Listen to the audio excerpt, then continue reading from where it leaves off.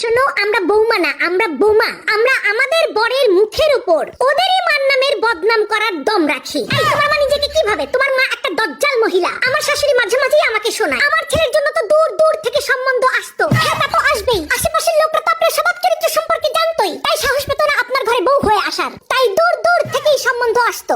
ননদ হচ্ছে ডিরেক্টর আর শাশুড়ি হচ্ছে অ্যাক্টর। ননদ ফোনে ফোনে ডিরেকশন দেয়, শাশুড়ি লক করে। শাশুড়ি যদি হয় পেট্রোল, ননদ হয় দেশলাই।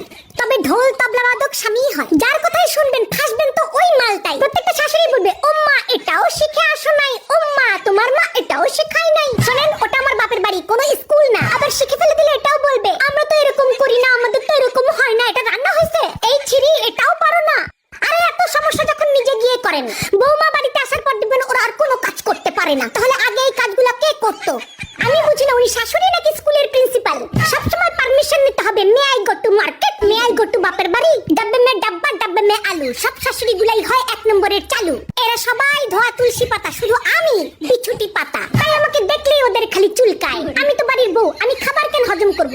আমি তো শাশুড়ির তেরা কথা হজম করব। আমার শাশুড়ির চোখের প্রবলেম আছে, আমার ভালো দেখতেই পারে না। কানেও প্রবলেম, আমার প্রশংসা শুনতেই পারে না। পেটেও প্রবলেম আছে, আমার খুশি হজমই করতে পারে না। বিয়ের আগে মনে হতো শাশুড়ি কি ভালো, ওই যে বললাম মনে হতো।